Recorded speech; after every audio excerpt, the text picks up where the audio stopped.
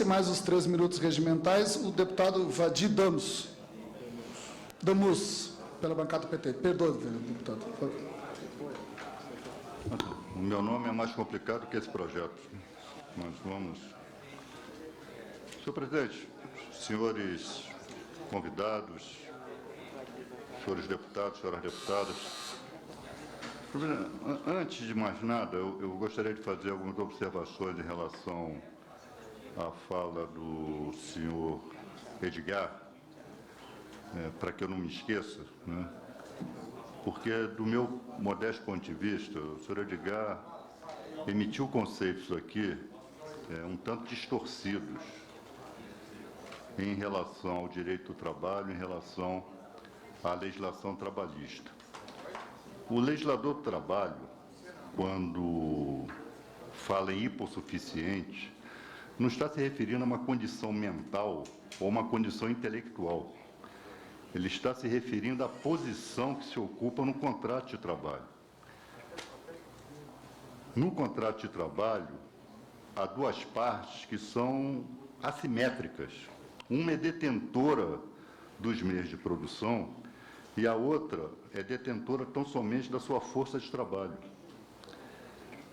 O mero detentor da força de trabalho, aquele que, diante do seu empregador, diante do detentor dos meios de produção, ele é hipossuficiente. E isto independe da sua condição intelectual, da sua genialidade.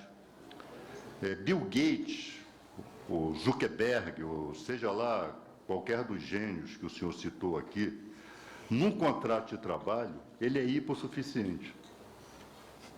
Então, não há qualquer relação entre o estado mental, o estado cultural, a genialidade ou a burrice, né, quanto à proteção do trabalho. O que se protege é a parte economicamente inferior, né, diante da parte economicamente superior.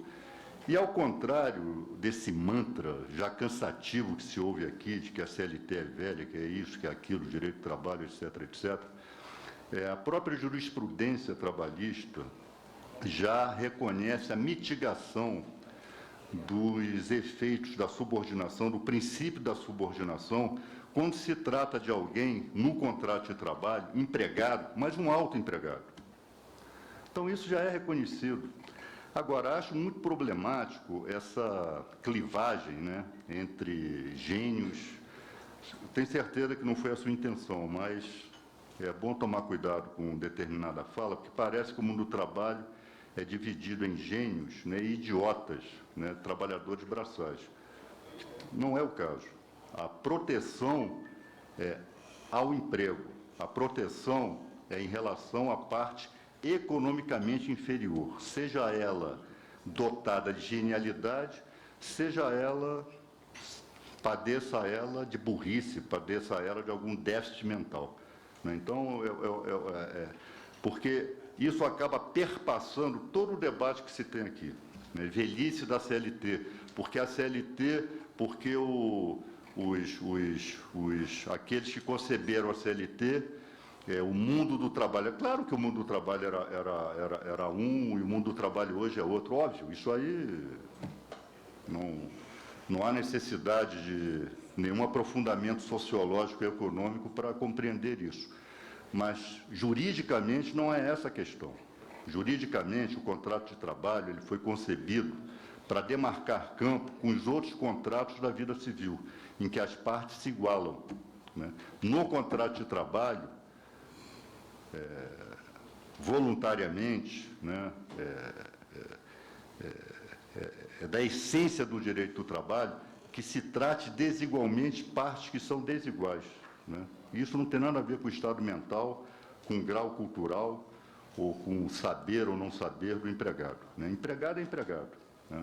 Há os que são mais qualificados, há os que, nas relações de trabalho, ocupam, né, embora empregados, ocupam, desempenham funções de natureza superior, de natureza elevada, mas isto não o torna menos empregado. apenas se mitiga o princípio da subordinação, que muitas vezes esses empregados também exercem o poder de subordinação, né? Então, eu gostaria de fazer esse reparo, porque não se trata de uma impressão isolada, né? Trata-se efetivamente de um preconceito em relação a quem defende a desregulamentação do trabalho, a quem acha que o mundo do trabalho não precisa mais ser regulamentado, que a vontade entre as partes ela resolve tudo.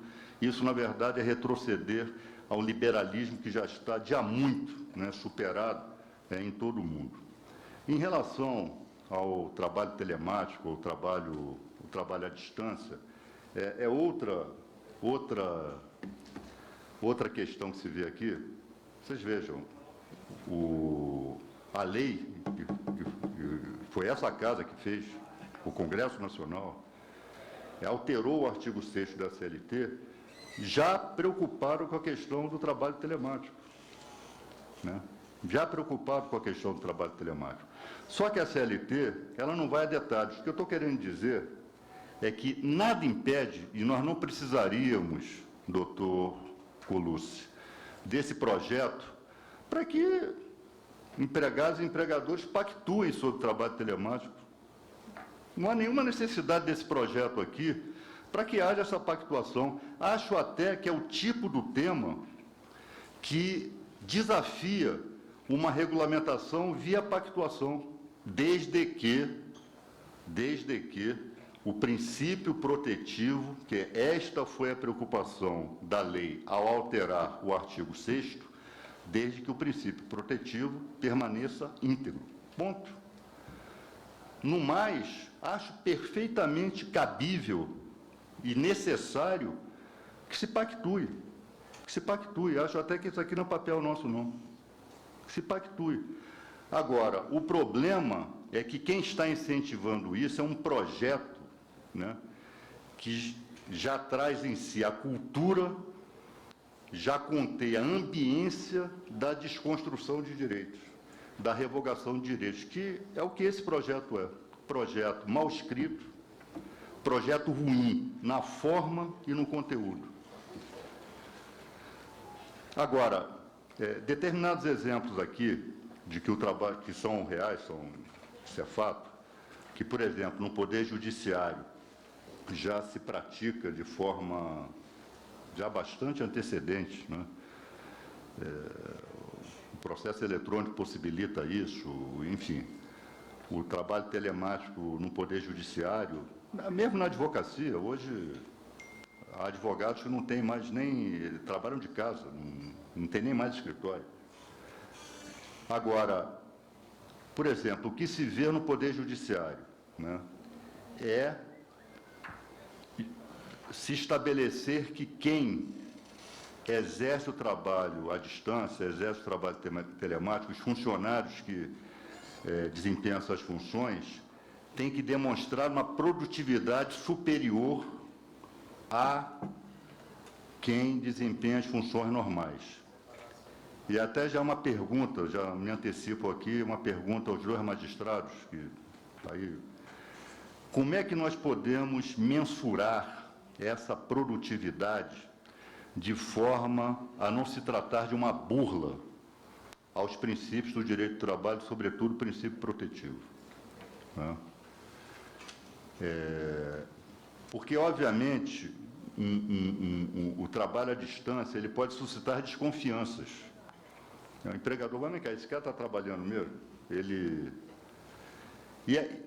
E óbvio, como a jornada é aberta, o empregado, ele, pelo fato de estar trabalhando à distância em tese, ele pode administrar a sua jornada, vai se cobrar dele produtividade.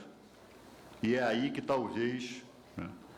E mais, o trabalhador braçal, ele precisa, de fato, de 1 hora de intervalo, de meia hora de intervalo de almoço. O gênio que trabalha com tecnologia de informação, ele 10 minutos depois já pode. Isso também requer esforço mental, isso também tem efeitos na na condição física e psíquica desse empregado.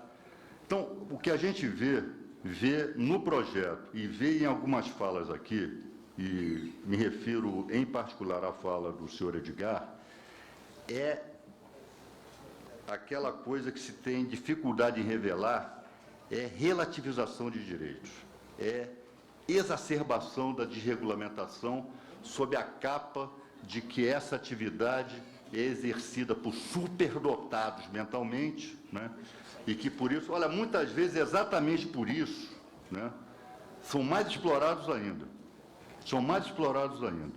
dependendo da falta de... Então, nós temos que tomar cuidado, né, com a emissão de certos